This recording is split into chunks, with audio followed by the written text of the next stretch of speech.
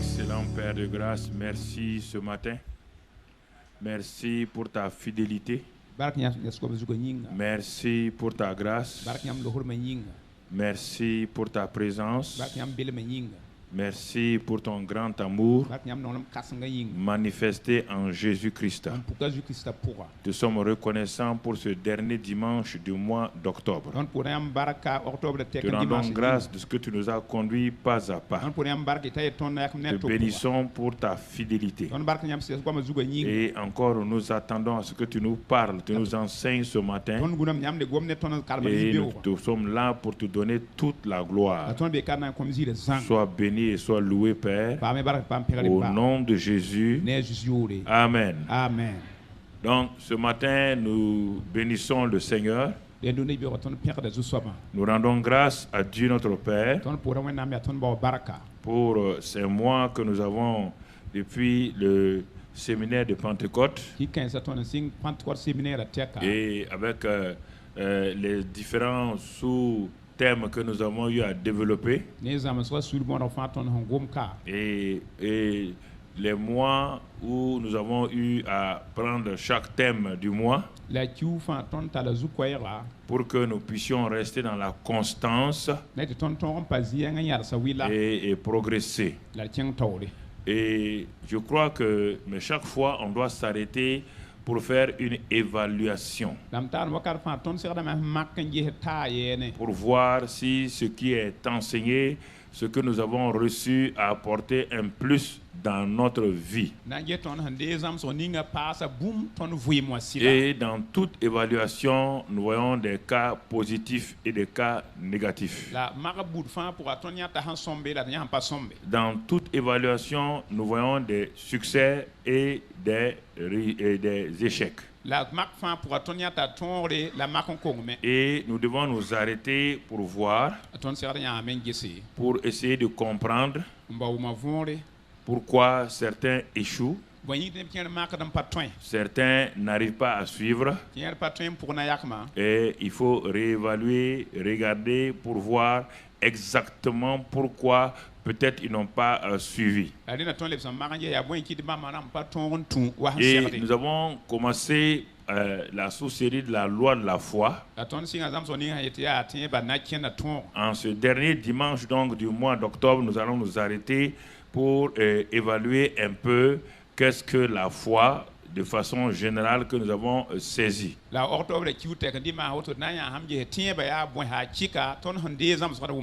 Parce que parfois nous croyons avoir saisi la foi et dans les situations on voit que ça ne marche pas. Parce qu'au fur et à mesure que nous avançons dans un sous-thème, où nous sommes emballés nous-mêmes rapidement, croyant que nous avons compris, où nous partons prendre chez des gens qui n'ont rien compris et nous voulons ajouter à ce que nous avons déjà compris et ça nous amène dans la confusion. Ou bien nous ne savons pas comment appliquer donc le principe qui nous a été donné. Et nous allons revenir encore sur la foi, mais de façon générale pour comprendre qu'est-ce que la foi. Parce que tant que cela n'est pas saisi, compris, il est difficile d'opérer avec succès sur la terre. Alors, ce matin, nous allons voir simplement notre Seigneur vient au secours de mon incrédulité. Pourquoi ce cri a été lancé par cet homme? Il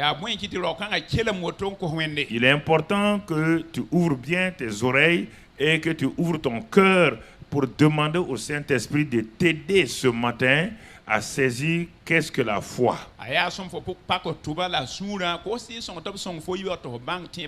Et tous les enseignements que nous avons donnés alors te seront vraiment utiles. Si tu n'as pas compris l'élément de base, tu ne peux pas fonctionner même dans les leçons les plus excellentes que tu as reçues après cela.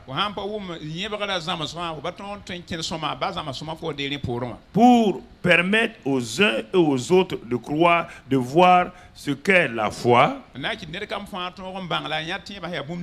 que parfois nous confondons avec la croyance simple. Nous disons que nous croyons, mais nous croyons que Jésus est là, c'est vrai.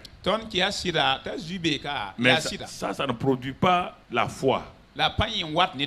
Et donc, depuis hier, je regarde, j'examine et je me pose beaucoup de questions. Est-ce que les gens comprennent exactement ce que le Seigneur nous enseigne?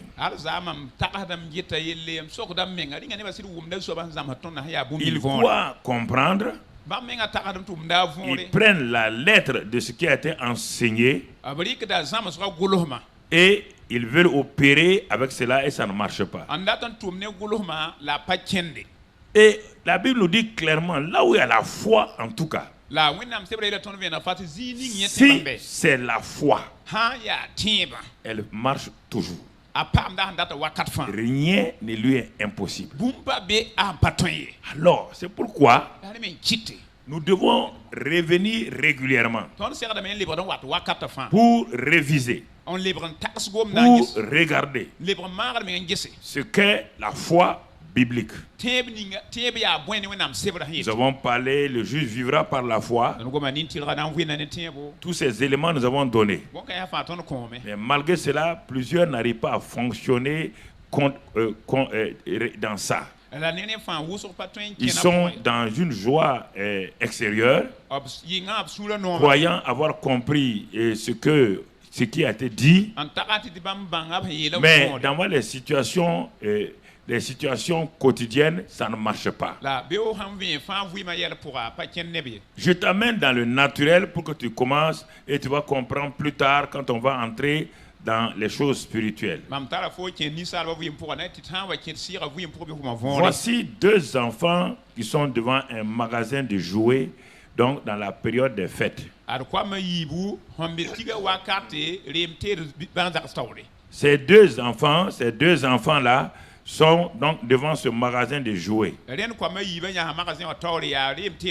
Il est écrit que le vendeur a écrit: tous ces jouets vous appartiennent, petits enfants, tous ces jouets vous appartiennent. Et les deux enfants sont devant les vitrines là. Ils regardent toutes sortes de jouets dans ce magasin. Il est écrit que ces jouets-là, c'est pour tous les enfants. Ça excite le cœur des enfants. Ils sont même dans la joie quand derrière la vitrine là, ils regardent les jouets, ils sont contents, ils parlent. Moi, j'aimerais avoir ça, j'aimerais avoir ça. Mais on leur a dit que ça leur appartient. Mais maintenant, il y a une chose que nous allons découvrir. Ils savent, ces enfants-là, ils savent que ce n'est pas laissé comme cela, qu'ils rentrent et puis ils prennent ici, ils s'en vont. Il y a un des enfants, après avoir vu le jouet qu'il veut là, s'avance vers la porte du magasin. Il avance avec certitude, avec assurance. Il ouvre la porte du magasin. Et il s'en va dans le rayon du jouet qu'il a vu. Il s'empare du jouet. Et il va à la caisse. Il ouvre sa poche et il a vu le prix donc du jouet. Il paye au caissier et il s'en va donc à la maison avec ce jouet. Le deuxième enfant, il est devant la vitrine. Il a vu le jouet qu'on a dit que tout ça, ça leur appartient. Il a vu le jouet. Il est content du jouet. Il croit que ce jouet lui appartient. Mais pourquoi il ne part pas ouvrir la porte? Pourquoi il ne part pas ouvrir la porte? Parce que cet enfant, il n'a pas d'argent dans sa poche pour transférer le jouet qu'il a vu là. On a dit que ça lui appartient là. Pour prendre ce jouet du magasin, pour l'amener dans sa propre vie. Voici le problème des chrétiens. Toutes les bénédictions des cieux. Regardez le premier enfant. Il est rentré sans effort. Il est rentré avec joie. Il a pris le jouet. Il est allé à la caisse. Il a payé. Il est sorti. L'autre a une joie. Joie de voir que ce jouet peut lui donner.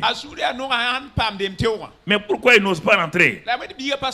Parce qu'il lui manque le moyen qui va lui permettre de transférer ce jouet du magasin dans ses propres bras. Il lui manque le moyen de transfert. Et le moyen de transfert là, c'est l'argent. Dans le plan naturel sur la terre, l'argent est le symbole de la foi dans le naturel. C'est pourquoi tant le monde est rempli de biens, de toutes sortes de biens, mais les gens périssent tout le temps et sont dans la pauvreté, dans la misère, parce qu'ils n'ont pas le moyen d'accès à ces biens. Pourtant, tout leur appartient. Ils vont devant les boutiques. Ils voient des sacs de riz. Ils voient de l'huile. Mais à la maison, leurs enfants périssent par manque de nourriture. Pourtant, il y a assez de nourriture. Tout cela est à leur disposition.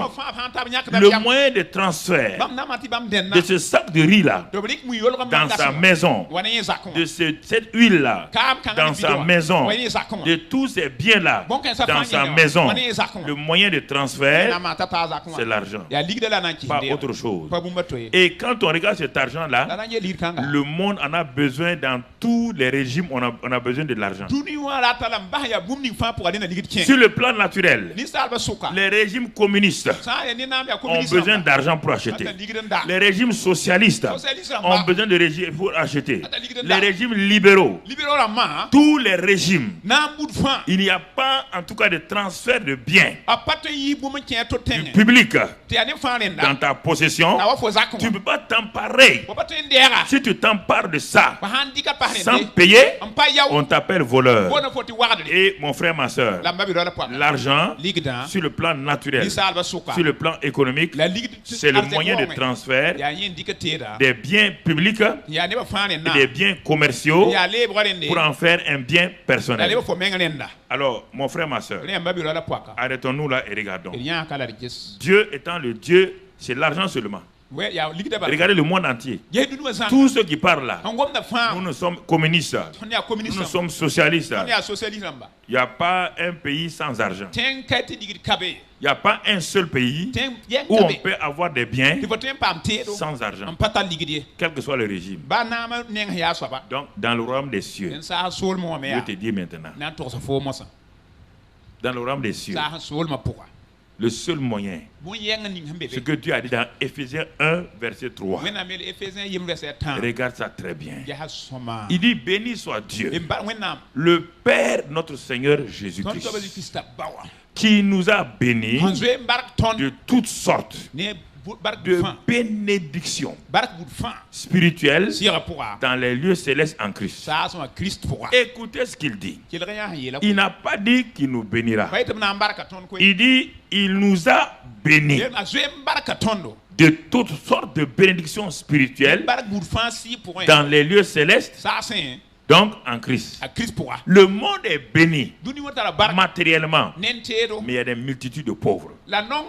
Parce qu'ils n'ont pas l'argent, le moyen qui leur permet de transférer ces bénédictions matérielles-là, ces voitures-là, ces biens-là dans leur maison. Le royaume des cieux, pareillement, Dieu a donné toutes les bénédictions dans les lieux célestes en Christ.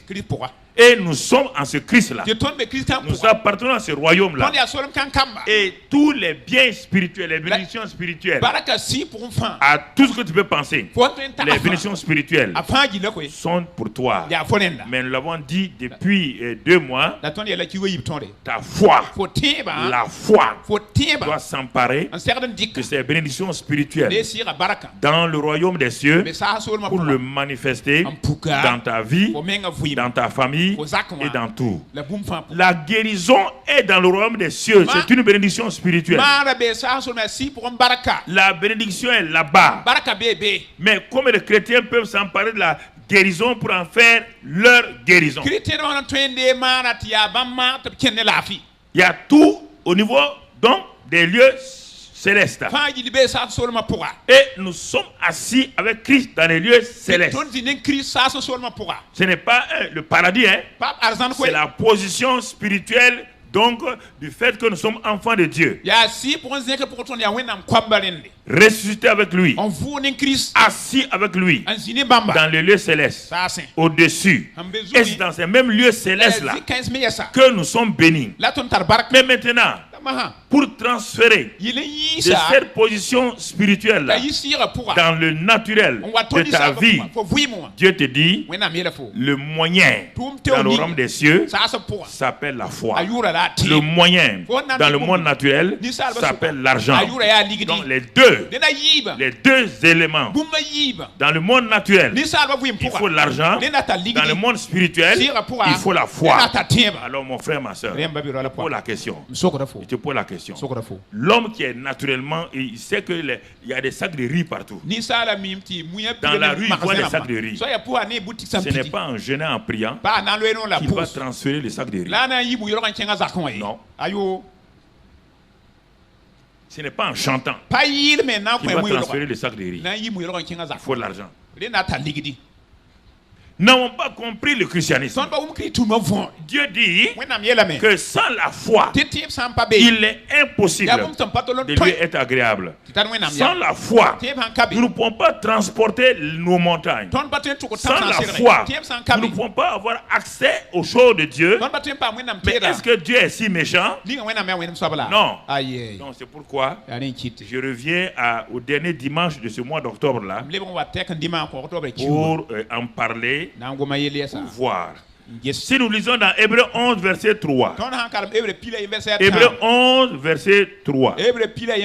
Regardons ce que la parole de Dieu nous dit. C'est par la foi que nous reconnaissons que le monde a été formé par la parole de Dieu, en sorte que ce qu'on voit, ce qu'on voit n'a pas été fait de choses visibles. Les anciens là, ceux qui nous ont précédés là, on te dit que c'est par la foi que les choses invisibles là, que Dieu leur avait promises, qu'on ne voyait pas, mais qui étaient des réalités spirituelles divines. C'est par leur foi de leur temps là qu'ils ont transféré ces choses-là dans leur vie personnelle. Et ils sont toi comme moi. Ils sont tous comme toi et moi. Et encore toi, tu as l'avantage, tu es né de nouveau. Et ils ne sont pas nés de nouveau. Ils n'ont pas le Saint-Esprit en eux. Ils ne sont pas enfants de Dieu. Ils étaient des serviteurs. Alors pourquoi ils ont pu opérer? Ils ont compris le principe de la foi selon l'Ancien Testament. L'auteur de la foi n'était pas encore là. Mais Dieu leur a donné des principes avec lesquels ils ont pu fonctionner. fonctionner malgré l'absence de l'auteur de la foi pour avoir des résultats. On te dit que les choses visibles là viennent du monde invisible. Alors comment le monde invisible qu'on ne voit pas a pu devenir visible? On te dit le moyen c'est par la foi. Réfléchis très bien. Si c'était autre chose, Dieu allait te dire la prière. Dieu allait te dire le jeûne. Dieu allait te dire la louange. Dieu allait te dire l'adoration. On te dit tout le chapitre 11 pour les anciens, tout ce qu'ils ont vécu, tout ce qu'ils ont vécu a été vécu par le moyen de la foi. Comprenez? Les Noé, dans un moment où le danger était là, c'est par la foi qu'il a sorti toute sa famille. Tu vois, une famille de 8 personnes parmi des millions de personnes. C'est par la foi qu'il a pu sauver sa famille. Et le monde entier a péri. Le monde entier a péri. Pourquoi? Parce qu'il n'avait pas la foi. Il n'avait pas la foi, pourquoi? Parce qu'il n'était pas en connexion avec Dieu. Voici le vrai problème. Donc, c'est pourquoi je reviens. La foi n'est pas un phénomène bizarre. Que les gens se vendent pour dire non, moi j'ai la foi. Tu sais, moi je suis ceci ou cela. Mais quand je regarde, parfois je suis triste. Je vois des gens qui proclament des choses. Ils ne voient pas. Mais alors, à un moment donné, ils sont frustrés. Ça ne marche pas. Ça ne fonctionne pas. Je sais qu'ils n'ont pas la foi. Mais ils s'entêtent à dire qu'ils ont la foi. La foi produit son résultat. La foi est toujours visible. C'est pourquoi Jacques dit dans son livre, il dit, quand tu montres les œuvres là, je sais que tu as la foi. Tes œuvres là montrent que tu as la foi. Mais toi tu me dis que tu as la foi. Je ne vois pas les œuvres de la foi. Et Jacques dit ça, c'est difficile. C'est difficile de croire à ça. Alors, bien aimés frères et sœurs, la foi opère toujours avec succès. Toujours. Et la foi est liée à une personne.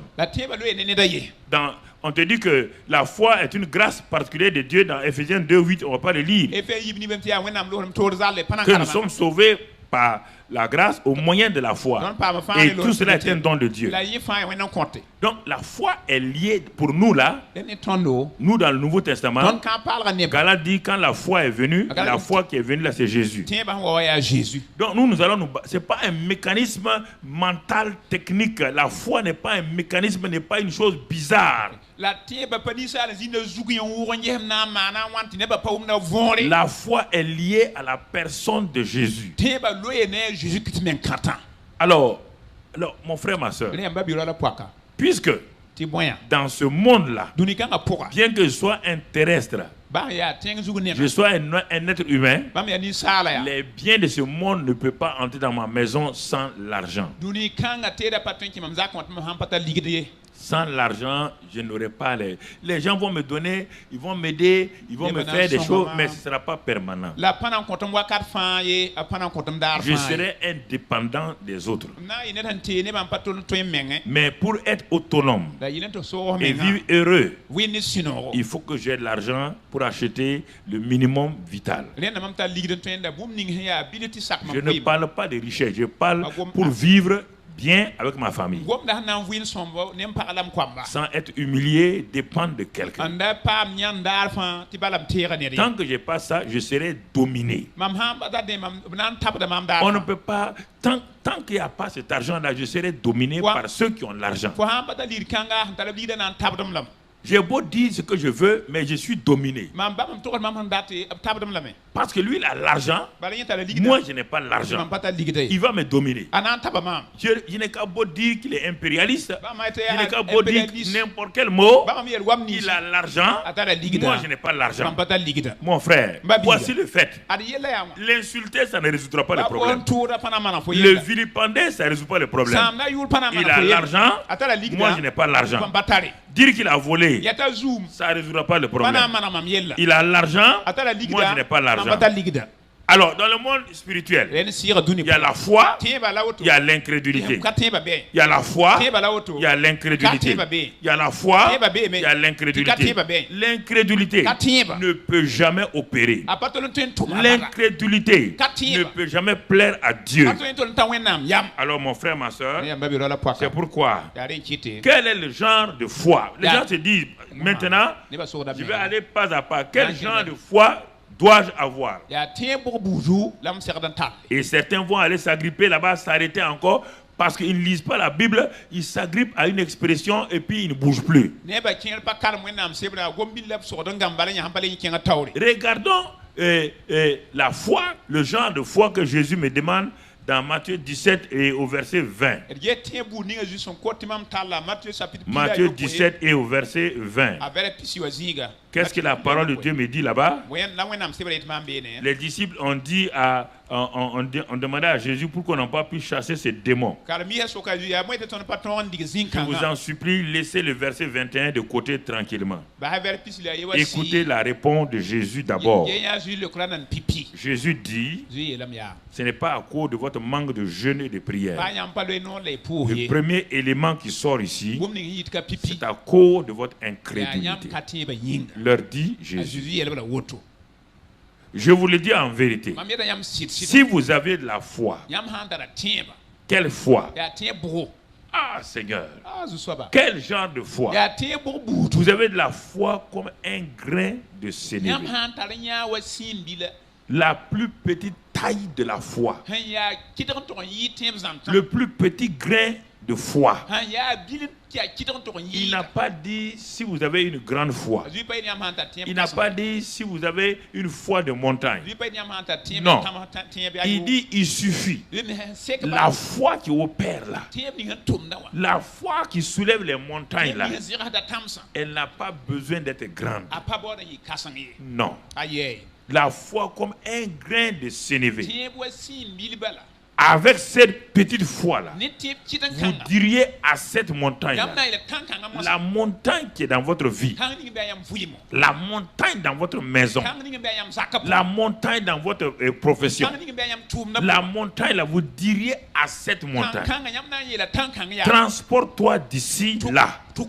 Et elle se transporterait et rien ne vous serait impossible. Regardez la déclaration de Jésus. Laissez tomber le verset 21. On dit que ce démon-là, on te parle d'incrédulité, toi tu parles de jeûne et prière. Laisse tomber le jeûne et prière. On te parle d'abord d'incrédulité. On te dit, l'incrédulité vous a empêché de chasser ce démon. Mais la foi, si elle est là, rien ne vous sera impossible. Au lieu de t'arrêter là-bas, toi tu vas prendre le verset 21 là pour dire que Jésus a dit que c'est par le jeûne et la prière. Donc on va jeûner et prier. Toutes les religions jeûnent et prient. Non, pas la foi.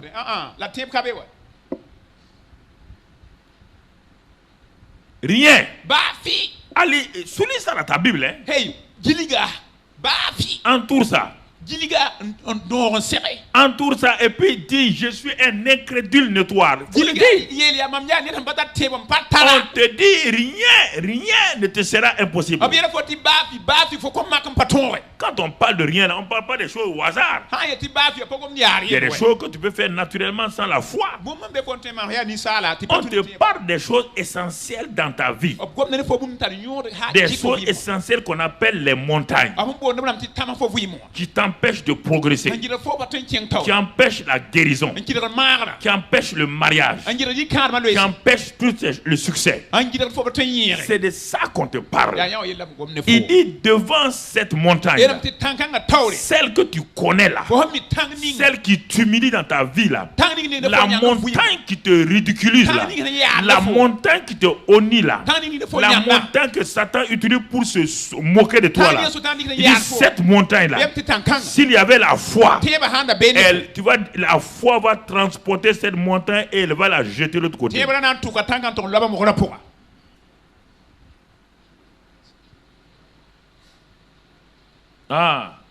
Mais j'ai la foi. Non, tu n'as pas la foi. Ta montagne est là. Toi, la croyance. Tu n'as pas la foi. Là, tout commence par la croyance. Croire. Croire est un verbe. Foi est un nom. C'est une personne.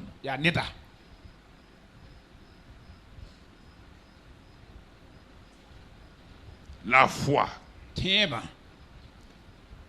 Elle est liée à Jésus-Christ. Il en est l'auteur et l'accomplisseur. Ne va pas aller me dire que l'autre a enseigné ça, l'autre a enseigné ça. Moi, je t'enseigne la Bible, je ne t'enseigne pas ce que les grands hommes de Dieu ont dit. Je n'ai que ma Bible et ma feuille où j'ai noté quelques versets dessus pour te parler. Je n'ai pas autre chose.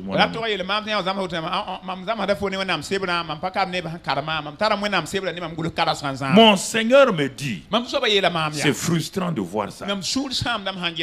De lire ce que je viens de lire là. Il me dit, mon fils, si tu avais la foi comme un grain de sénévé, le grain de sénévé, il est petit par sa taille, mais il est vivant. Et quand on le plante, quand il est planté, rien, et on le couvre avec la terre. C'est ça la foi. Il est petit de taille, c'est vrai. Mais malgré sa petitesse là, ce qui fait du grain de foi, le symbole, le grain de sénévé, le symbole de la foi, c'est qu'en lui, en ce grain là, il y a la vie, il y a la puissance, il y a tout là-dedans. Quand tu le prends, tu l'enterres, tu mets la terre, ça c'est sa montagne. Tu mets la terre dessus. Le grain de sénévé ne se presse pas. La montagne de terre là n'est pas un problème pour lui. Au bout de quelques jours, tu verras que cette terre là est fendillée. Et le grain de sénévé sort sa tête comme une plante. Et ça devient un arbuste où les oiseaux viennent se planter. Donc Jésus dit, si tu as une foi comme un grain de sénévé, n'importe quelle montagne n'a qu'à être sur toi. N'importe quelle chose sur toi là, tu ne peux pas rester là-bas. Il dit rien ne vous serait impossible. Va t'asseoir et regarde quel genre de foi as-tu, quel genre de foi dans laquelle tu opères. Regarde, rien ne vous serait impossible. Et actuellement, 99% des choses que tu as besoin te sont impossibles. Regarde. Il n'y a pas un homme, une femme qui prie comme toi. Tu pries. Tu jeûnes. 99% de tes besoins te sont impossibles.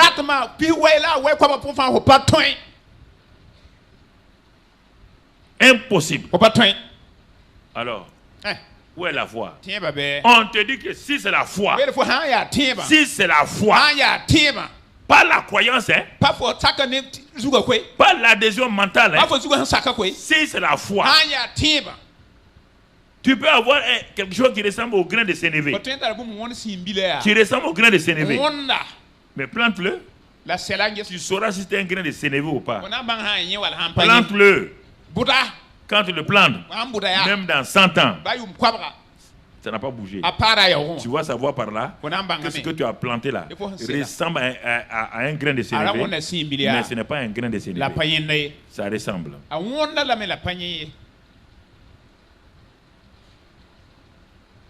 Je me suis assis, j'ai dit, mais pourquoi il y a tant de cris dans la vallée, tant de cris dans la vallée des êtres humains, tant de cris parmi les chrétiens, tant de cris de désespoir? Mais Dieu dit, c'est pas ma faute.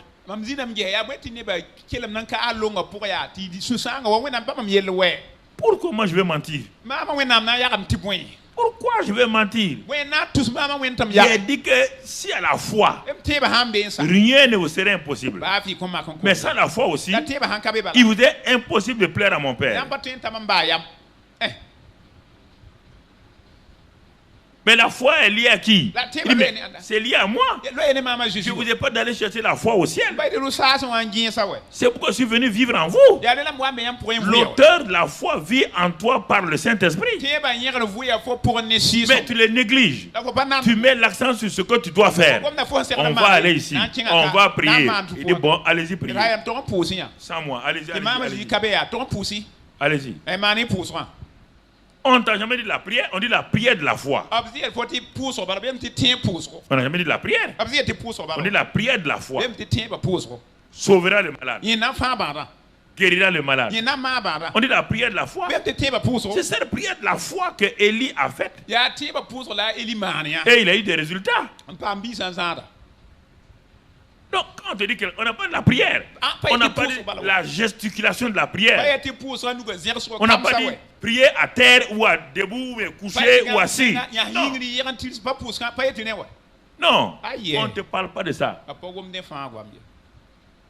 Retournons où nous avons tiré notre titre dans Marc 9 et au verset 24. Marc 9, verset 24. Regardons la déclaration de cet homme-là. Qu'est-ce qu'il a dit? Aussitôt, le père de l'enfant s'écria, je crois. Écoutez bien. On a enseigné ça plusieurs fois. Mais aujourd'hui, je m'arrête pour que tu puisses voir encore la différence. Le père de l'enfant dit, je crois. Mais regardez la dernière partie de la phrase. Viens au secours de mon incrédulité. Alors arrêtons-nous là et voyons ces deux choses-là qui semblent se contredire alors que ça ne se contredit pas.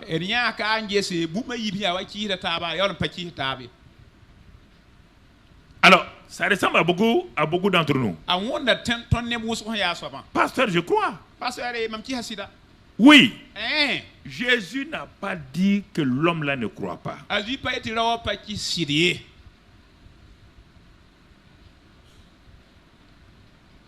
Il n'a pas dit ça.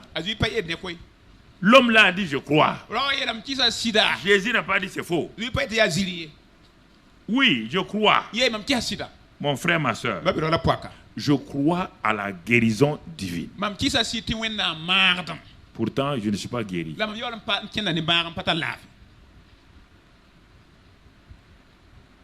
Je crois à la prospérité. Pourtant, je suis dans la pauvreté. Je crois au succès. Pourtant, je suis dans l'échec. Je crois que je peux me marier. Pourtant, je suis dans le célibat. Dieu ne te condamne pas.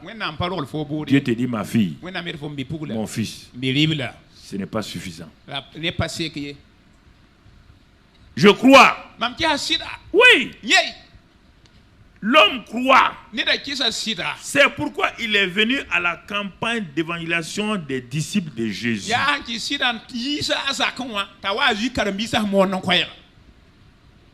Il est venu là-bas dans la vallée. Il est venu dans la vallée là à la campagne d'évangélisation organisée par les disciples de Jésus.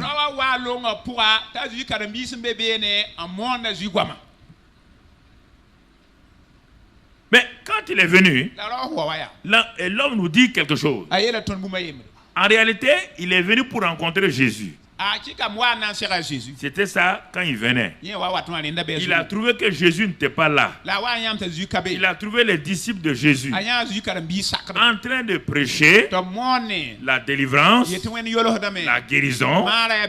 L'homme croyait à ça, c'est pourquoi il est venu. Tu crois à tout ça là, c'est pourquoi tu es à l'église. Tu es à l'église à cause de ça. Tu crois, c'est pourquoi tu es venu ce matin. Si tu ne croyais pas, tu ne vas pas venir.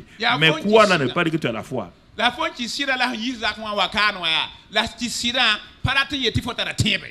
Non. Il croyait que Jésus guérit. C'est pourquoi il est venu. Oui, pasteur, je crois. Je n'ai pas dit non. Je crois. Frères et sœurs, Mais ça ne marche pas. Les disciples aussi croyaient qu'ils pouvaient chasser les démons. Ils croient. Donc les deux groupes la croient. Le père croit, c'est pourquoi il a amené son enfant. Les disciples ont chassé les démons parce qu'ils croyaient qu'ils peuvent chasser les démons. Les deux groupes se sont assis. Kokoroko, ils ont réalisé que rien ne marchait, rien ne fonctionnait. Premier groupe, c'est le père. Ensuite, on voit le deuxième groupe, ils ont les mêmes problèmes. Le père qui a amené son enfant a le même problème que les disciples de Jésus. Tous les deux sont des croyants. Les disciples de Jésus sont des croyants. L'homme est un croyant. Mais ces croyants rassemblés, échec. Échec. Deux croyants se réunissent pour prier. Ils ont prié, échec.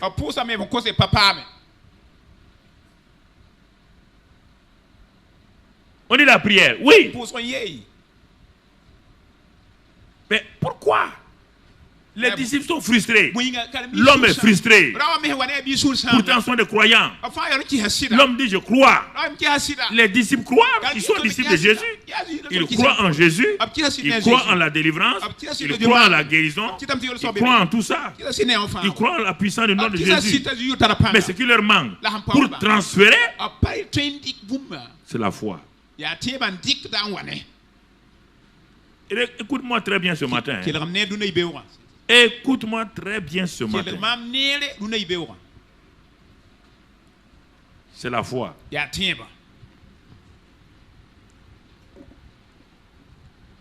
C'est pas un message, c'est un message d'éclaircissement au lieu de. Faut pas croire que tu es condamné. C'est un message d'éclaircissement que Dieu est en train de te donner. Comme l'homme a vu que le simple fait de croire n'est pas suffisant. Quand il a dit je crois là, et il savait que les disciples aussi croyaient, et que malgré leur croyance là, ils n'ont pas vu de résultat, l'homme va aller à un niveau supérieur. Et c'est ça que je veux t'amener ce matin, que tu comprennes. Quand tu crois que tu es un croyant et que tu pries en tant que croyant, il n'y a pas de résultat, arrête-toi. Maintenant, il va faire une autre dimension de prière, mais cette prière-là ne s'adresse pas aux disciples. Et si tu ne crois pas, on va lire au verset 18, la dernière partie du verset 18. Il dit, j'ai prié tes disciples de chasser l'esprit et ils n'ont pas pu. Première prière du croyant. Il prie le pasteur. Ah,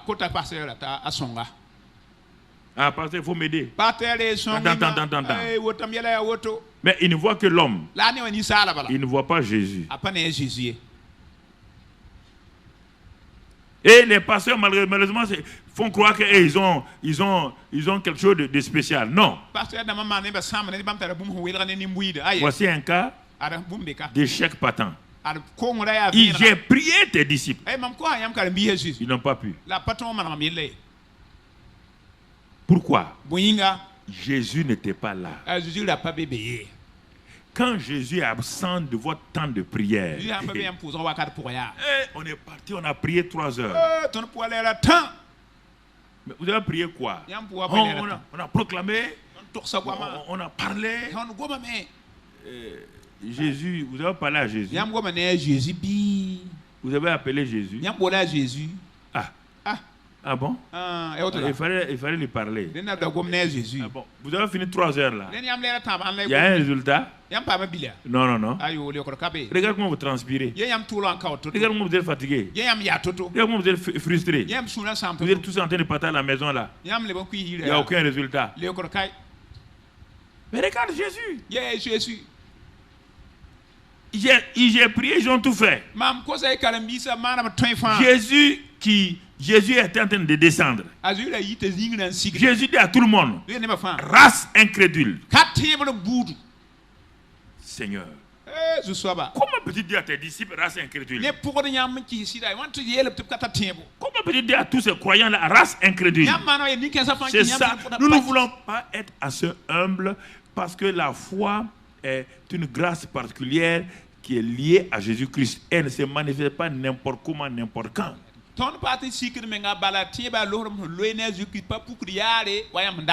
Devant chaque circonstance, Jésus doit être mis au milieu. C'est Jésus, tout dépend de lui, l'auteur et le consommateur de la foi. Maintenant, l'homme, écoutez-moi, écoutez-moi. Sinon, ça ne sert à rien d'être chrétien. Vous serez frustré en permanence. Ce que je vous dis là, vous devez ce matin-là vous remettre en cause. Vous devez dire, là où vous êtes assis, vous devez dire, Seigneur, je suis incrédule. Viens au secours de mon incrédulité.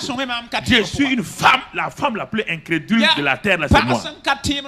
Je crois. En même temps, je suis incrédule. Je crois, mais je n'ai pas la foi. Vous vexez. Vous asseoir me regarder comme si vous êtes vexé. Je suis en train de vous remettre de l'ordre dans votre vie. Ça ne fonctionne pas. Regarde les mensonges, regarde les escroqueries, regarde les vols, regarde toutes ces choses-là. Si les gens avaient la foi, ils ne vont pas s'amuser à beaucoup de choses qu'ils font. Mais il ne veut pas aller vers Jésus aussi. Il veut fabriquer une foi. Ça ne marchera pas, mon frère. Alors, ayant vu que le fait de croire là, ça ne marche pas, il fait appel à Jésus. Viens au secours de mon incrédulité. Comment un homme qui dit qu'il croit peut dire qu'il est incrédule? Regardez vous-même, réfléchissez. De quoi il est en train de parler? Il est en train de parler de foi. Viens au secours de mon manque de foi. Parce que la foi là est liée à toi. Dès le moment où il a pris sa croyance là, qui est incapable de produire des effets, il a remis ça entre les mains de Jésus. Jésus, regardez. Que Jésus a fait, tout de suite là, il a menacé l'esprit et l'esprit est parti. Alors, les disciples se sont assis. Seigneur, pourquoi n'avons-nous pas pu chasser ce démon? Cette montagne-là, c'est ça que Jésus leur dit, à cause de votre incrédulité. Il dit, si vous avez de la foi, comme un grain de sénévé, si votre foi là était liée à moi, bah vous dites que vous êtes croyant, vous avez la foi. C'est ça. Nous avons tellement descendu la foi au niveau naturel qu'on dit foi protestante, foi catholique. C'est ça qui fait notre problème. Il n'y a pas de foi catholique, il n'y a pas de foi protestante. La foi est liée donc à Jésus. C'est une affaire qui appartient à Jésus. Il en est l'auteur et le consommateur. Et là où il y a la foi, rien ne vous saurait être impossible. Réfléchissons nous-mêmes. Rien. On n'a pas dit que la foi fait n'importe quoi, non. On parle des choses essentielles de votre vie. On parle des bénédictions spirituelles que Dieu vous a données en Christ. C'est ça là que la foi transfère. La foi ne transfère pas n'importe quoi. Les choses essentielles de votre vie, qu'on appelle les bénédictions spirituelles en Christ, qui sont dans les lieux célestes, qui vous appartiennent et qu'il faut transférer dans votre vie. On dit c'est par le moyen de la foi.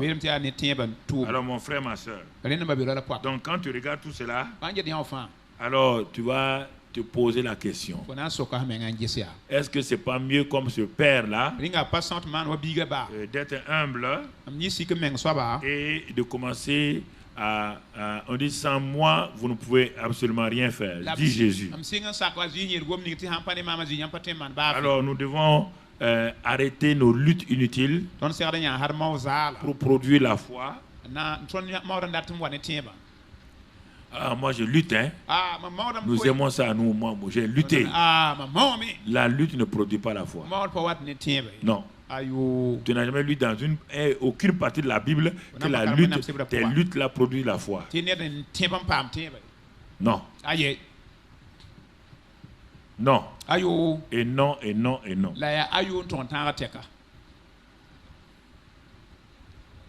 Mon frère, sur la route de Jéricho, un homme était assis, il s'appelle Bartimée.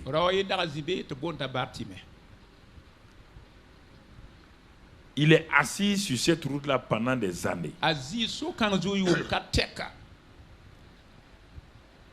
Tous les jours, la même monotonie. Je vais te montrer les différentes routes ou les situations dans lesquelles tu te trouves jusqu'à ce que, à un moment donné, tu sois conscient de cette présence du Seigneur par le Saint-Esprit.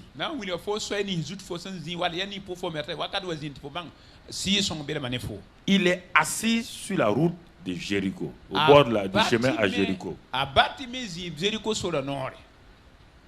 Il y avait sûrement en lui de l'espérance. Il avait l'espérance, sachant qu'un jour, ses yeux vont s'ouvrir. Formidable. Mais ce n'était pas suffisant. Chaque jour, il priait sûrement le bon Dieu. Quel jour mes yeux vont s'ouvrir? Merci. Mais chaque jour, la journée se terminait toujours avec cette frustration. C'était un croyant. Mais un jour, étant assis au bord du chemin, dans ses pensées, il entend un bruit de foule. Il demande aux gens de quoi il s'agit exactement. Heureusement que la personne a été vraiment inspirée. La personne a dit à Bartimée, c'est Jésus de Nazareth qui est en train de passer.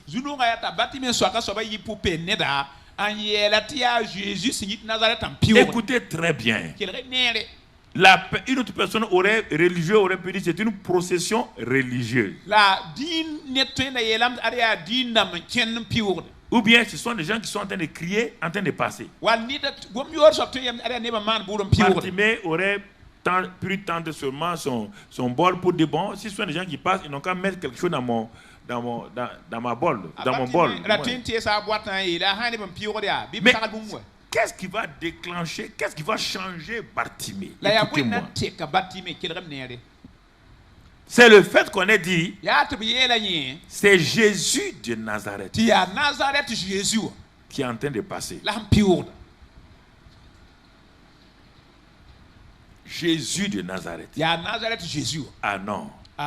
Il dit ah bon? Tu es sûr que c'est Jésus de Nazareth? On le dit, mais nous le voyons, non? Mais ceux qui le suivaient là, c'était une foule de croyants qui suivaient Jésus. Mais rien ne se passe.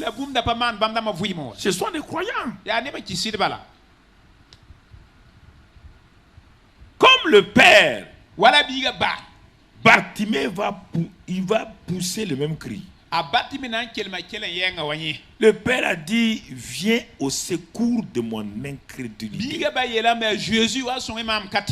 Ce que je crois là est incapable de transférer ce que je veux, la délivrance de mon fils là, c'est incapable de délivrer mon fils. Bartimée dit, je crois à la guérison, mais c'est difficile que cela puisse transférer donc ma délivrance, ma guérison. il élève sa voix et il s'adresse à l'auteur et au consommateur de la foi lui-même. On lui a dit Jésus. Et lui aussi dit Jésus. Si c'est Jésus de Nazareth, celui que nous attendions, le fils de David là, si c'est lui qui est en train de passer, je dis Seigneur, je crois, mais viens au secours de mon incrédulité. Fils de David, je crois, mais viens au secours de mon incrédulité. Je crois, dans la ville de Jéricho, il y a une synagogue. On a prié pour moi. Les gens ont crié. J'ai jeûné et prié. Rien. Mais maintenant, Jésus, fils de David, aie pitié de moi. Et cela va arrêter Jésus. Votre croyance doit arrêter Jésus pour s'intéresser à votre situation. Votre croyance, c'est ça que ça peut faire. C'est d'attirer l'attention du ciel sur votre problème. Votre croyance va vous permettre au ciel de s'arrêter, de regarder pour dire: mais qu'est-ce qui ne va pas ici? Qu'est-ce que vous croyez? Et quand les gens ont dit de se taire, il a dit non. Si c'est Jésus de Nazareth qui est en train de passer, je ne peux pas me taire. Il faut que je crie, que je lève ma voix. Et quand il a crié, il a continué à crier.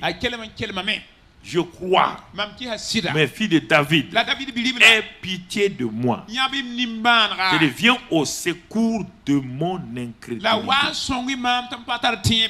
Jésus s'arrêta. Il dit: appelez-le-moi. On l'a amené à Jésus. Jésus savait. Écoutez, regardez bien. Jésus savait quand l'homme est arrivé devant Jésus. Il est devant Jésus maintenant.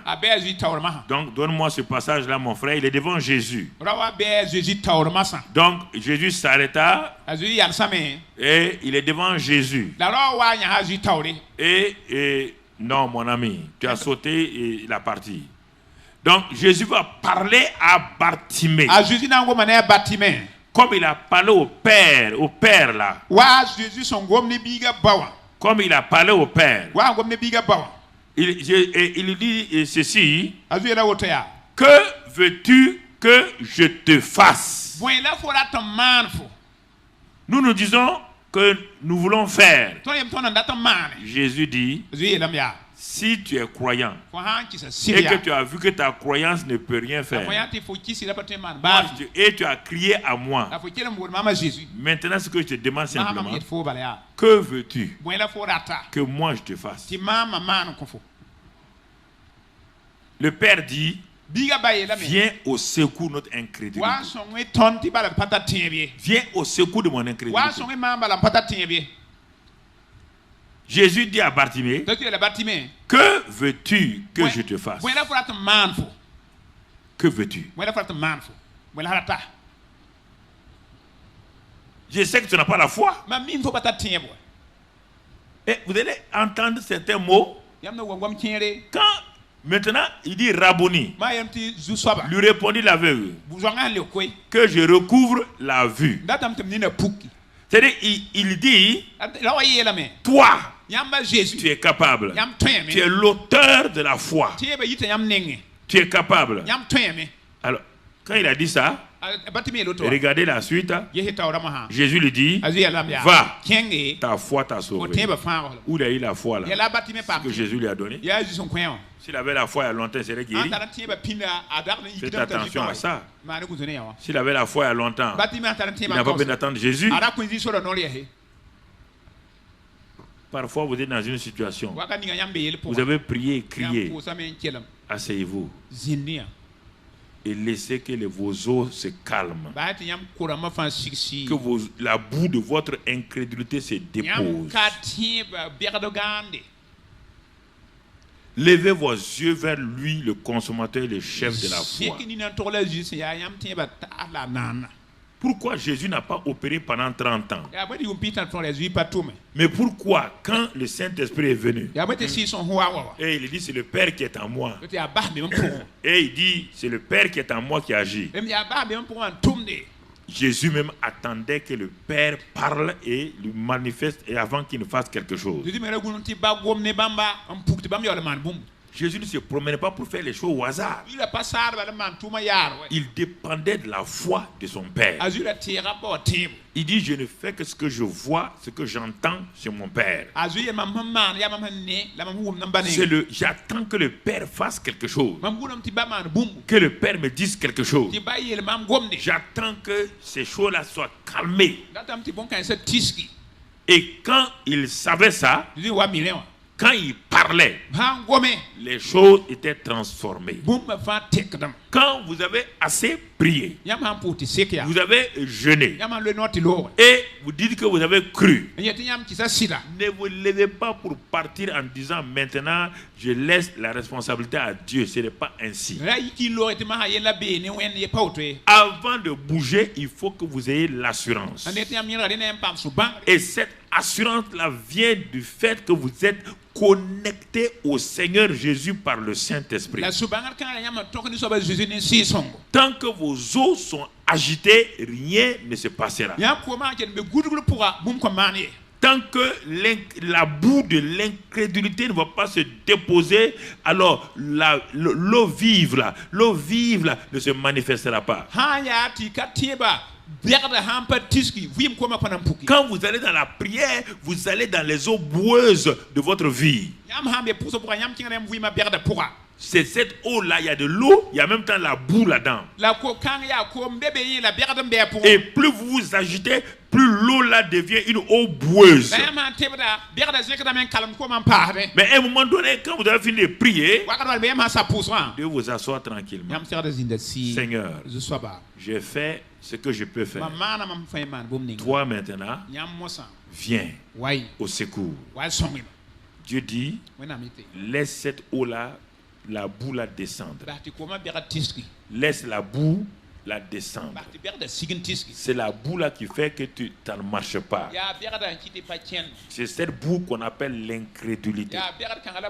Et laisse-moi entrer en scène maintenant. Et quand Jésus est entré en scène avec Bartimée, il a dit, va, ta foi t'a sauvé. Mais il dit ta foi. Mais où est-ce qu'il a eu la foi? On va voir plusieurs passages. Ce qui trompe les gens, si Bartimée avait la foi, depuis le début là, il n'allait pas attendre Jésus. Tu vas attendre Jésus pour faire quoi? C'est parce que tu penses que tu as une foi indépendante de Jésus. Tu confonds tes pensées, tu confonds beaucoup de choses, des sentiments avec la foi. On n'a pas dit que la foi est une ferme, une ferme et des fermes sentiments. On dit ferme assurance. Et c'est ce qui permet que tu puisses faire la démonstration. Mon frère, ma soeur, c'est pour t'amener dans même la foi là, pour que tu puisses, tout ce qu'on t'a enseigné pendant ces mois-là, que tu puisses aller de l'avant. Alors, Bartimée a eu son résultat. Et regardons mon frère, à la piscine de Bethesda. C'était des croyants qui étaient réunis là-bas dans Jean 5, versets 1 à 6. Écoutez-moi, je vais vous parler. C'était des croyants qui étaient là-bas. Ils croyaient que quand l'ange venait donc remuer l'eau de la piscine, le premier qui se jetterait serait guéri. Donc c'est une foule de croyants qui s'est réunie autour de la piscine. Ils croyaient, c'est pourquoi ils sont partis.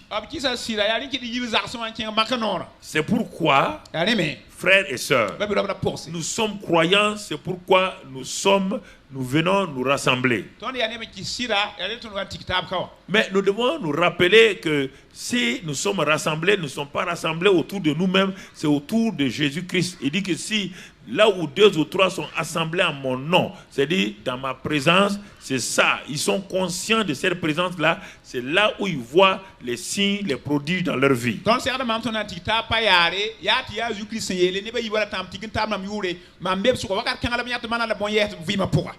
Alors, dans cette piscine de Bethesda, c'était devenu une piscine, les croyants c'était devenu une piscine de frustration pour les croyants.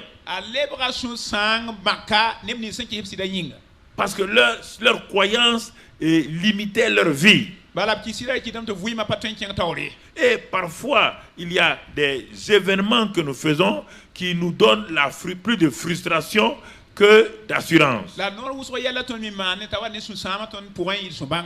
Quand nous décidons de faire un certain nombre de choses sans Jésus, parce que nous sommes devenus une génération de gens qui croient, des gens qui proclament, des gens qui jeûnent, des gens qui prient, mais peu d'entre nous sont conscients de la réalité de Jésus-Christ en eux, avec eux, et ils se réfèrent à lui peu. Nous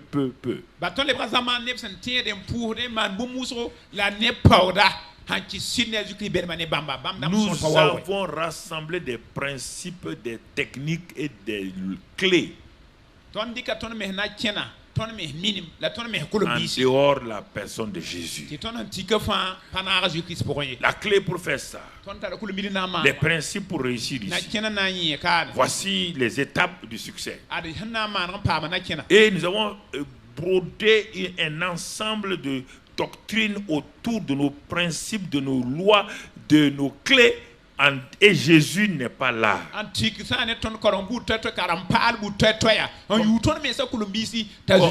Comme l'église de Laodicée. Ils ont fait des exploits. Ils ont dit nous sommes riches. Mais sans Jésus. Nous avons utilisé les techniques de la prospérité. Nous sommes devenus riches. Dieu dit c'est bien. Ils disent que nous avons ceci ou cela. Dieu dit c'est bien. Mais moi quand je vous regarde, vous êtes pauvres. Vous êtes nus. Vous êtes aveugles. Pourquoi? Jésus est à la porte. Il n'est même pas au milieu de vous. Il est en train de frapper à la porte pour dire laissez-moi entrer. Tout ce que vous avez là, regarde la frustration que vous avez. Regardez les déceptions que vous avez. Regardez les tourments que vous avez. Regardez les découragements que vous avez. Regardez les désespoirs que vous avez. Malgré ces soi-disant semblants de prospérité, d'argent et tout autour. Il dit, je me tiens à la porte. Je suis la porte. Je me tiens à la porte de votre vie. Je veux entrer moi-même. Et quand vous me laisserez entrer, vous allez voir l'or que je vais mettre dans votre vie. Et vous allez voir que la foi va vous apporter des choses dans la paix, dans la tranquillité et dans la transparence. Mais si vous ne faites pas cela, il dit regardez l'église de Philadelphie. Elle est faible. Mais regardez, ils ont mis l'accent sur moi. Ils ont cru en moi. À cause de ça, malgré leur faiblesse, personne ne peut les vaincre. Alors, bien-aimés frères et sœurs, c'est important que nous comprenions ça. À la piscine de Bethesda, tout le monde était focalisé sur l'arrivée de l'ange. Il voulait le spectaculaire. À la piscine de Bethesda, les gens ont été tellement habitués aux choses spectaculaires, aux choses que eux-mêmes ils ont creusées, ils ont mis en place. L'auteur de la foi arrive. Il vient avec toute la foi du ciel. Et regardez comment c'est dommage. Si Jésus vient au milieu de nous aujourd'hui, il sera passé inaperçu. Nous avons déjà beaucoup de choses dans notre tête. On doit faire comme ça. On a dit que si on fait comme ça, Dieu va nous faire comme ça. Ils avaient tellement développé ça que Jésus vient. L'auteur de la foi vient au milieu d'eux. Celui qui est le chemin vient au milieu d'eux. Celui qui est la lumière est au milieu d'eux. Celui qui a dit que là où il est, personne ne périt dans les ténèbres. Il vient avec la lumière divine. Mais tout le monde est tourné vers la piscine. Tout le monde est tourné vers la piscine. Au moment où Jésus était là, il n'y avait aucun ange qui va oser venir dans la piscine. Aucun ange ne va venir au moment où le chef, le consommateur, leur Dieu, est au milieu de la foule. La piscine était calme. Malgré le calme là, ils avaient tellement développé leur croyance en la piscine qu'ils ne pouvaient plus croire en Jésus. Ils l'ont vu venir, mais personne n'est allé vers lui. Vous êtes étonnés? Regardez la piscine de Bethesda. Regardez des milliers de gens. Et celui qui guérit les gens, celui qui sauve, est là. Mais ils ne sont plus conscients de ça. Est-ce que c'est pas ça? Tu es en train de lutter pour des techniques, des principes, telle clé. Mais toutes ces choses-là, tous ces enseignements-là, c'est pourquoi Dieu me dit il faut ramener à la foi le dernier dimanche là. Parce que tout ce que tu as enseigné là, ça ne va pas leur être utile. Parce que l'année prochaine, tu seras obligé de reprendre encore. Pas tant qu'ils n'ont pas compris qu'est-ce que la foi, toutes ces clés que tu leur as données là, ça ne marchera pas. Alors, frères et sœurs, il y avait un homme qui était là. Jésus va vers lui. La compassion du Père dit à Jésus d'aller là-bas. Il peut trouver l'homme. Regardez comment. L'homme était un prototype de l'assemblée. Il est un échantillon de l'assemblée de l'église de la piscine de Bethesda. Il dit, veux-tu être guéri? Regardez, il parle, c'est-à-dire que sa manière de parler, c'est tout ce que les gens de Bethesda là avaient en tête et ils parlaient. Il dit, je n'ai personne pour m'aider. Celui qui est la source de la foi est là. Celui qui est le divin médecin est là. Le beau mangalade est là. Celui qui guérit les maladies est devant toi. Et tu dis que tu n'as personne pour t'aider à descendre dans la piscine. La technique de la piscine est tellement entrée dans les gens que tout le monde parle de la piscine. Tout le monde parle de l'ange. Et Jésus est là. L'auteur de la foi est là. Jésus lui dit, bon, à la fin, il dit, lève-toi et sois guéri. Et il a été guéri. Hein? Il n'a même pas su qui l'a guéri. Regardez. Il a cru que c'était un nouveau guérisseur qui est venu. Un nouveau guérisseur. C'est quand il a pris son lit, en ce temps Jésus est parti, que les pharisiens l'ont trouvé le jour de sabbat avec un lit dans sa main. Que fais-tu avec un lit le jour de sabbat? Il dit, c'est celui qui m'a guéri là. Il ne savait pas que c'est Jésus. Regardez, Jésus est devenu une figure vulgaire. Tout le monde est centré sur les pasteurs, sur la prière qu'on doit faire, sur ce qu'on doit faire. C'est ça le problème. Personne ne vient avec la conscience que je vais rencontrer le Seigneur au milieu de nous. Il est là au milieu de nous à chaque réunion. Et il s'en va les mains chargées avec ses bénédictions. Chaque réunion, il est là. Il dit, je veux manifester. Je suis l'auteur de la foi. Toutes les bénédictions sont en moi. Je viens au milieu de mes enfants. Je sais qu'ils ont des besoins. Mais ils sont venus, ils sont centrés sur eux-mêmes. Sur la prière finale. sur les proclamations du pasteur. Mais ils ne sont pas conscients que je leur ai dit que là où 2 ou 3 sont assemblés en mon nom, je suis au milieu d'eux. Je viens là, ici, Jésus est là. Je viens m'asseoir. Seigneur, tu me vois, je suis assis à mes frères. Je vais être conscient que tu es là au milieu de nous. Maintenant, quand le pasteur viendra, quand il va activer, il va parler. C'est toi. C'est toi. C'est toi. Je crois que tu es là. Je m'attends à toi. En ce moment-là, au moment où la parole est donnée et que je reçois le Saint-Esprit manifeste. Il est là tout le temps, les bras chargés de ses bénédictions. Et chaque réunion, il tourne le dos, il s'en va lentement, triste. Son peuple ne l'a pas reconnu. À la piscine de Bethesda, ils ne l'ont pas reconnu. Même celui qui a été guéri ne le connaissait pas. Quel dommage. Quel dommage. Quel dommage. Vous entendez? Il a fallu qu'il se révèle à cet homme-là. Plus tard. Donc, frères et sœurs, c'est Jésus l'auteur de la foi. La route de Jéricho est devenue une route excellente à cause de Jésus. La piscine de Bethesda est devenue un lieu merveilleux pour cet homme-là à cause de la présence de Jésus. Mon frère, ma soeur, le lac de Génézareth est devenu un lac de succès à cause de la venue de Jésus, l'auteur et le consommateur de la foi. Là, ça c'est la catégorie des gens qui travaillent, qui sont des croyants qui travaillent sans Jésus. Ouais, ils ont appris beaucoup de techniques. Ils ont appris l'entrepreneuriat. Ils ont appris beaucoup comment valoriser ça. Ils ont appris, ils ont une entreprise de pêche.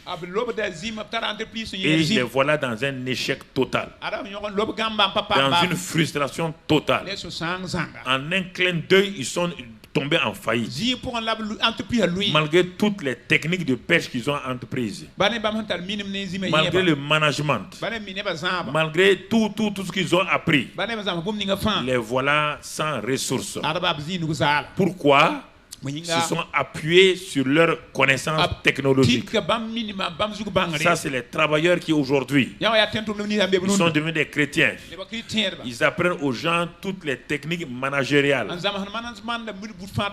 Tout. Il n'y a pas de Jésus dans leur enseignement. Et ça se multiplie dans l'église de Christ. Est-ce que les gens dans l'Ancien Testament ou dans le Nouveau Testament ont eu ces choses-là? Est-ce que les Isaac ont eu besoin de ça? Est-ce que les Joseph ont eu besoin de ça pour diriger l'Égypte? Est-ce que ces gens ont eu besoin de tout cela? Pourquoi après, malgré toutes ces formation de commerce international, formation de gestion des entreprises, formation d'économètre, formation d'économistes financiers. Pourquoi j'ai mis tout ça de côté? Pourquoi j'ai mis tout ça de côté? Mon ami, mon frère, mes étudiants sont là. Je les ai enseignés ici à l'UIT. En marketing. Ils sont devenus des directeurs d'entreprise. Mes étudiants sont là. Je les ai enseignés à l'ENAM. Ils sont devenus ministres du budget. Ils sont devenus. Ils sont là. Si c'est ça, là, j'ai enseigné l'entrepreneuriat avant vous. Mais pourquoi je me suis retiré? Parce que je sais que lorsque je veux connaître Jésus, je vais le mettre au milieu. Je n'échouerai jamais. Mon succès dépend de la connaissance, de la connexion que j'ai avec Jésus. Mon frère, ma soeur, depuis ces jours-là, je n'ai plus enseigné ça. J'ai enseigné à l'université. J'ai enseigné à l'ENAM. Alors mon frère, tu peux me dire que toi tu enseignes mieux que moi dans ces choses-là? Tu ne connais pas? Alors mon frère, si j'ai laissé ça, je n'ai pas de laisser. Mais je vais te dire, ne mets pas l'accent, ce n'est pas la priorité. La priorité pour un chrétien, c'est Jésus-Christ, le roi des rois. C'est lui d'abord. Connecte-toi à lui. Mon frère, ma soeur, ce que je te dis aujourd'hui, ce que je te dis là, c'est la foi là, liée à Jésus. Est-ce que tu comprends? Donc, Pierre, voilà les managers, voilà les PDG des affaires de pêche. Prospères. Pourquoi ils vont laisser une affaire prospère en pleine prospérité? Pourquoi ils vont au moment où ils ont fait la meilleure des pêches, ils vont laisser pour aller? Ils veulent apprendre autre chose. Je n'ai pas dit de laisser. Vous ne pouvez, tout le monde peut être pasteur. Mais je vais dire, si tu es dans des affaires, si tu veux ouvrir une banque, si tu veux ouvrir une caisse populaire, si tu veux ouvrir tout cela, connecte-toi d'abord à celui qui a la source de tout. Et utilise maintenant les techniques de management, de l'entrepreneuriat, comme des instruments simples. Mais premièrement, mets l'accent sur Jésus-Christ. Sinon, un jour, tu vas voir la défaite. Parce qu'autour de toi, tu ne pourras pas contrôler les gens. Ceux qui vont voler ton argent, il n'y a pas de technique de management pour ça. Ils vont te ruiner d'un seul coup. Les escrocs vont te ruiner. Donc tu comprends ça? Donc Pierre est là. Toute la famille est là. Les partenaires sont là. Et regardez. Encore. Tout le monde a les yeux fixés sur les techniques de pêche. À Bethesda, tout le monde a les yeux fixés sur l'ange. À Jéricho, tout le monde a les yeux fixés sur ce qu'ils ont appris là-bas. Ici, c'est les techniques de pêche. Tous les managers sont là au complet. Les grands-pères, les pères et les petits-fils. Ils sont là tous sur... On dit plusieurs navires étaient sur la mer de Bethesda. Plusieurs. Malgré toute la technologie, malgré toutes les techniques, tous cela, écoutez-moi, tous ces navires-là, toute une nuit, aucun n'a attrapé un seul poisson. Malgré toutes les techniques. Toutes les techniques. Tout le monde était découragé. Parce que, mon frère, ma soeur, les choses ne sont pas sous ton contrôle.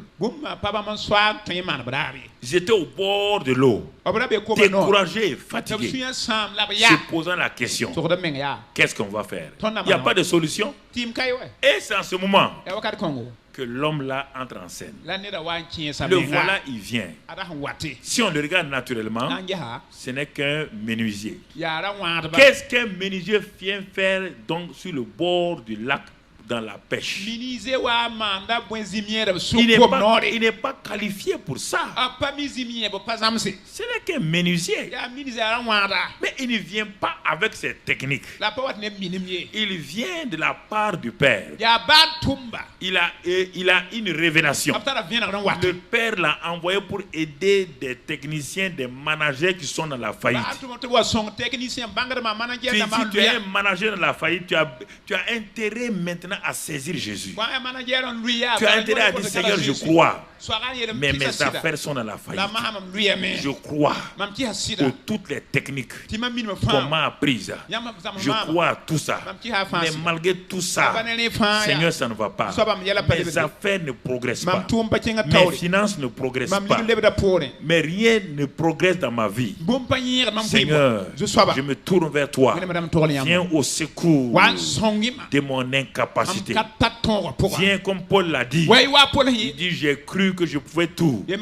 Mais je vois maintenant que je suis dans la faiblesse. Il dit, Seigneur, viens au secours même dans ma faiblesse. Dieu l'a aidé. Et quand Jésus est venu, il a démontré sa capacité. Même sans formation. Comme on pêche. Quand il a mené sa partition avec succès, il se tourne vers ses managers. Ces managers découragés. Il leur dit, ce n'est pas une question de technique. Écoutez-moi, jeunes gens. Ce n'est pas une affaire de technique. Ce n'est pas des techniques. C'est ça qui vous ruine et qui vous détruit votre vie. C'est parce que vous n'êtes pas connecté à Jésus. Vous êtes connecté à des techniques. Vous voulez entreprendre des choses par des techniques. Il n'y a pas une seule technique infaillible sur la terre. Ça n'existe nulle part. Nulle part. Dans aucun pays. Alors, Jésus leur dit, je sais, vous êtes des bons techniciens. Mais je veux vous montrer que quand moi je suis là, regardez, suivez ma parole. Parce que je suis l'auteur de la foi et je donne la parole de foi. Maintenant, on va commencer à comprendre. Je suis l'auteur de la foi, mais je donne la parole de foi. Et pour nous qui sommes ici, Jésus est l'auteur de la foi, mais il n'est pas là physiquement. Mais le Saint-Esprit est venu pour nous montrer que lui, il est là. Et les paroles qu'il a dites dans la Bible, là, quand j'étudie la Bible, ou quand j'écoute la parole de Dieu, le Saint-Esprit me dit, voici une parole de foi que je te donne. C'est ça.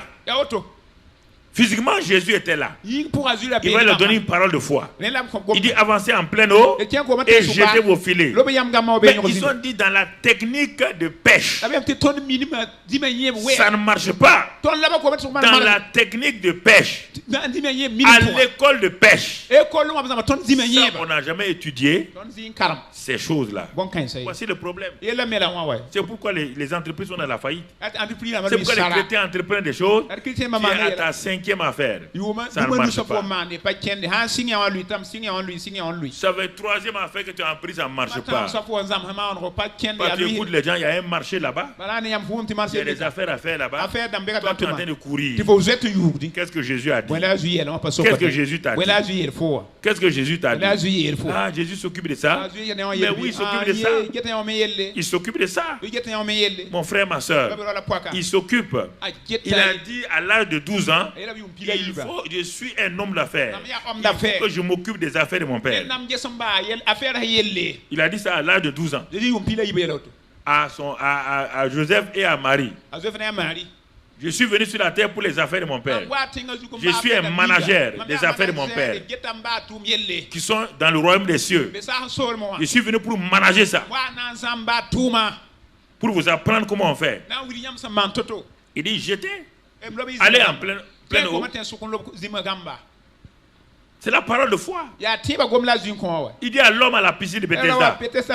C'est pas la piscine qui guérit. Ce n'est pas l'ange. C'est moi qui guéris.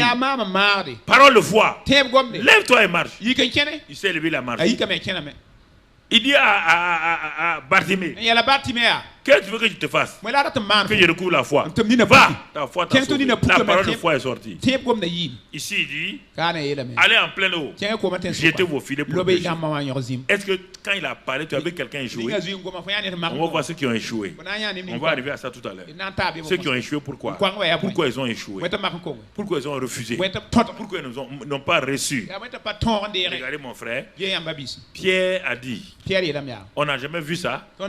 À l'école de la pêche, on n'a jamais entendu ça. Mais sur ta parole, moi je vais jeter le filet. Il a osé jeter. Il n'était pas seul.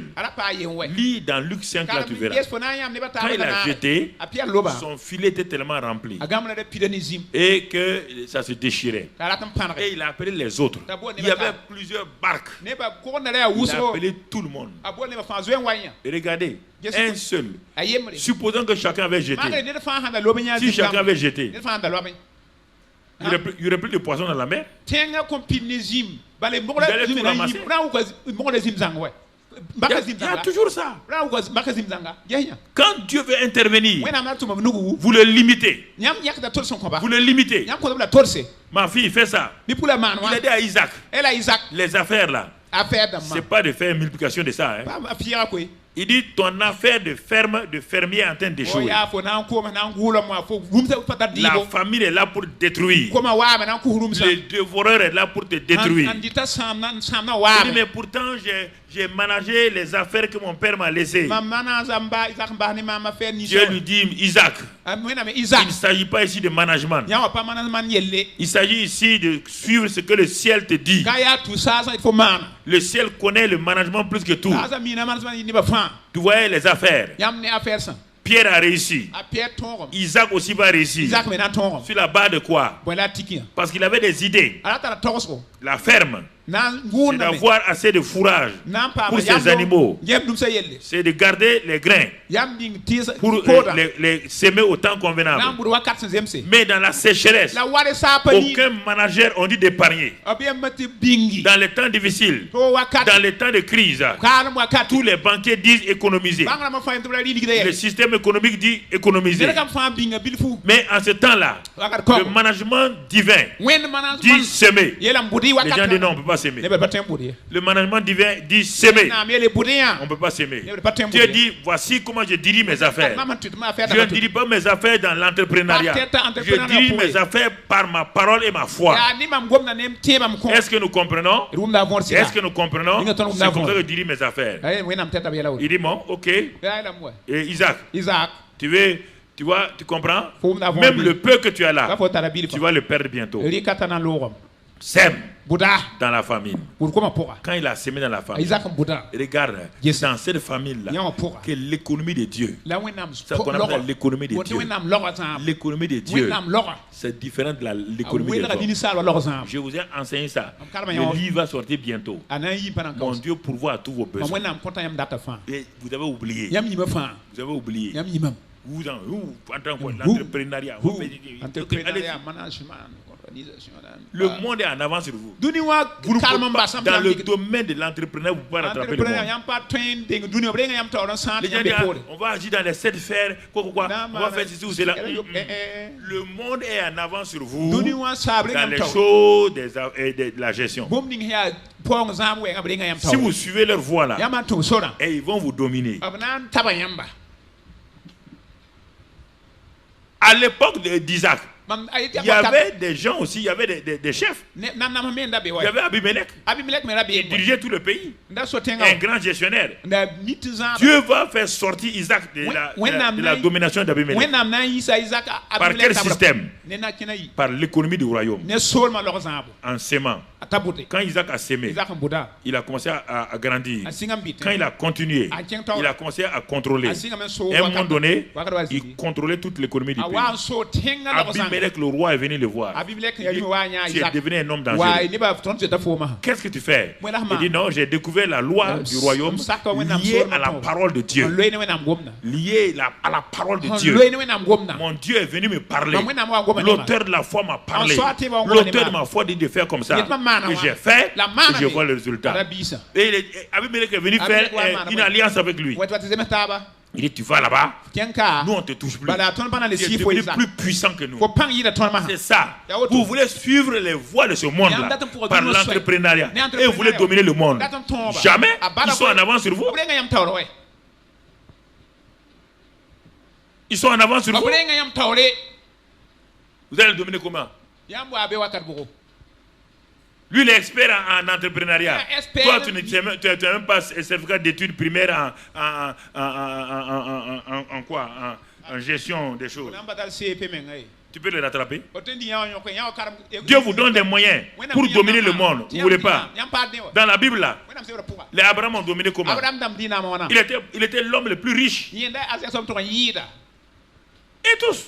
Par l'économie du royaume. Pas en copiant le monde. Dieu a montré ça à Salomon. Il a rendu l'argent aussi populaire et aussi vulgaire que les cailloux. Il a annulé une loi économique. La loi économique dit que pour qu'un bien soit un bien économique, il faut sa rareté. Salomon a balayé ça. L'argent est devenu partout. Et tout son royaume était un royaume de gens riches. Au temps de Salomon, bien qu'il va échouer par sa propre vie, au temps de Salomon, il n'y avait pas de pauvres. Il a appliqué les lois du royaume. Au temps de David, il a élevé tout le monde par les lois économiques du royaume. Qui? Ils ont appris quoi? Qui? Regardez bien. La foi. Dieu a parlé. Le Dieu grand leur a parlé. Ils ont accepté sa parole. Et aujourd'hui, ce même Saint-Esprit en nous. Et il nous donne la parole de foi, la parole réellement. Mais on n'est pas lié beaucoup en communion avec le Saint-Esprit. Nous voulons faire des choses. Non. Il dit à Bartimée, que veux-tu que je fasse pour toi? Il n'y a pas de faire. Que veux-tu que je fasse? Tu es là encore aujourd'hui. Dis mon fils. Que veux-tu que je fasse dans cette situation? Il n'a pas de faire. Puis tu as échoué. Puis tu ne peux pas faire. Demande à Dieu. Que veux-tu que je fasse? Quelle est la sorte d'aide que tu veux que je te donne? Quelle est la sagesse que tu veux que je te donne? C'est cela. Toi, tu veux faire des choses, tu dis à Dieu, il n'a qu'à venir valider. Dieu ne valide pas tes programmes. Dieu veille sur ça. Dieu valide quoi? Ça. Dieu ne valide pas vos problèmes, vos programmes. Je vais faire ça là, Dieu n'a qu'à faire, Dieu dit je ne vais pas. Je ne suis pas un directeur général, hein. Je suis créateur. Si l'idée vient de Dieu, il va valider. Alors mon frère, la femme à la perte de sang, c'est la même chose. C'est Jésus qu'elle voulait. Elle a oublié tout le monde. C'est Jésus qu'elle cherchait. Et c'est Jésus qu'elle a touché. Et son sang s'est arrêté. La perte de sang est partie. Le centenaire Romain, il n'est pas venu à une réunion. Il est venu pour rencontrer Jésus. Il aborda Jésus. Quand Jésus a dit j'irai, il dit non. Tellement je sais que toi, tu es d'accord, dis une parole. Dis une parole. Reconnaître Jésus, s'attacher à lui. Frère, vous ouvre le chemin de la victoire. La foi est liée à Jésus et à sa parole. Et c'est pourquoi Jairus, il était avec Jésus. Mais il vivait, ça c'est un autre cas. C'est ça, c'est le groupe de gens qui sont Jésus avec eux. Mais quand une mauvaise nouvelle vient, ils détachent leurs yeux de Jésus. Jésus avec lui. Ils savent que Jésus est en eux. Ils savent que le Saint-Esprit est en eux. Ils savent. Christ en nous, l'espérant de la gloire. Christ avec nous, l'espérant de la gloire. Et une mauvaise nouvelle vient. Quand la nouvelle nouvelle vient, ils laissent leurs 5 sens dominer la présence de Jésus. Ouais, il roule à terre. Il crie. Comme si Jésus n'existait même pas. Ah non. Femme, c'est toi qui parles de Jésus. Et ce qui t'arrive là, tu roules à terre comme ça. Et tu parles à Dieu comme si Dieu n'existait pas. Moi, je ne te salue plus. Hein. Ça c'est quoi? Ça c'est quoi? Même un païen ne fera pas ça. Ah, vous ne comprenez pas ma douleur. Ta douleur là c'est quoi? C'est quelle douleur? Ta douleur fait que tu oublies même que Jésus est avec toi. Quand ta douleur va finir, tu vas dire quoi à Jésus?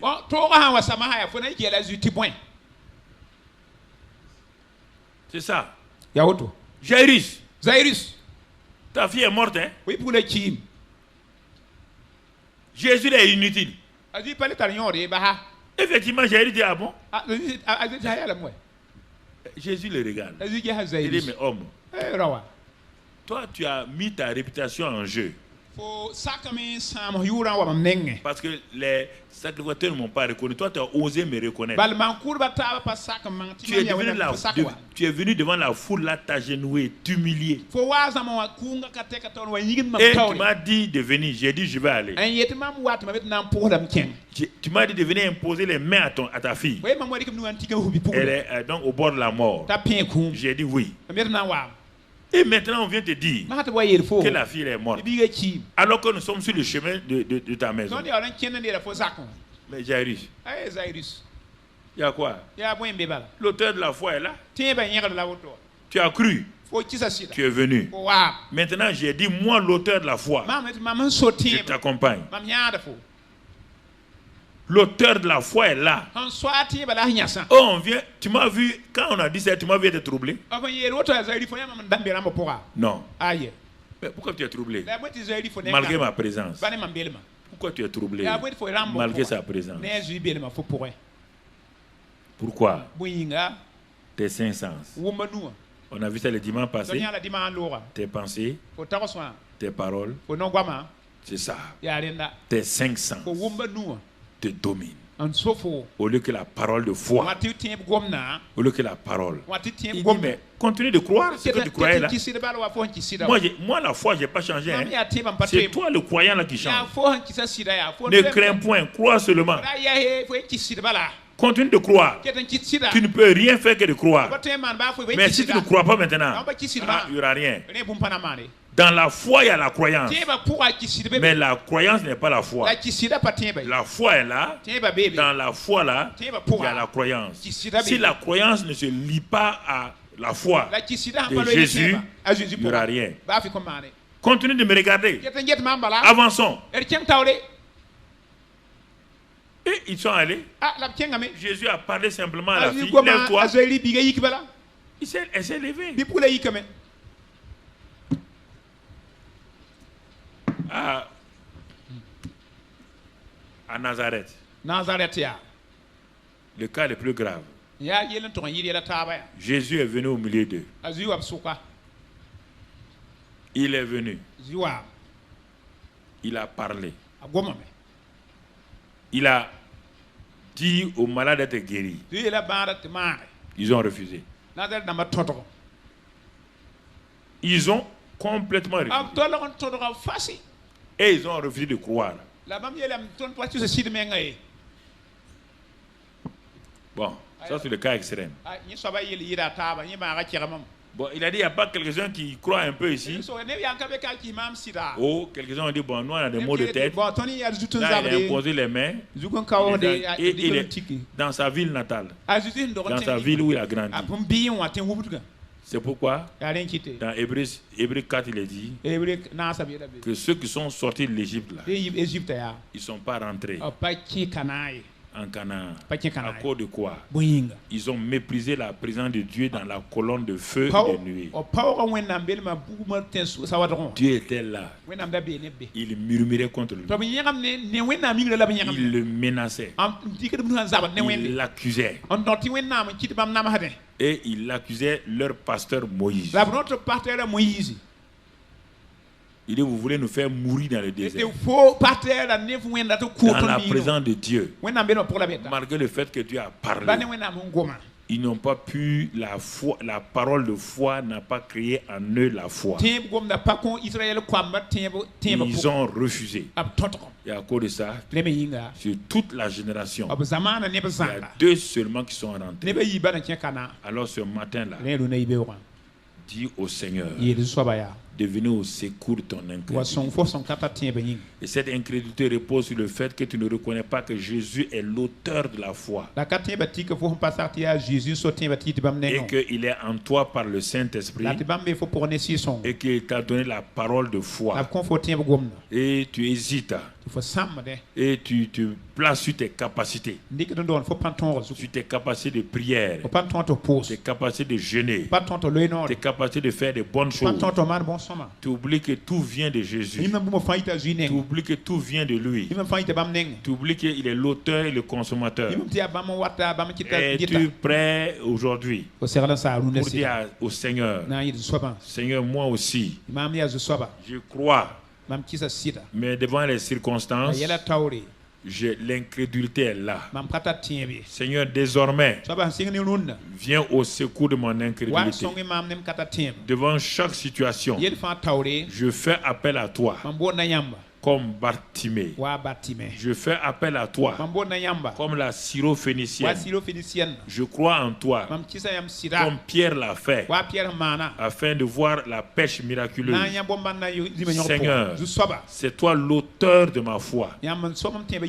Je suis capable de croire, mais je sais que croire est insuffisant pour transporter les bénédictions spirituelles dans la réalité quotidienne.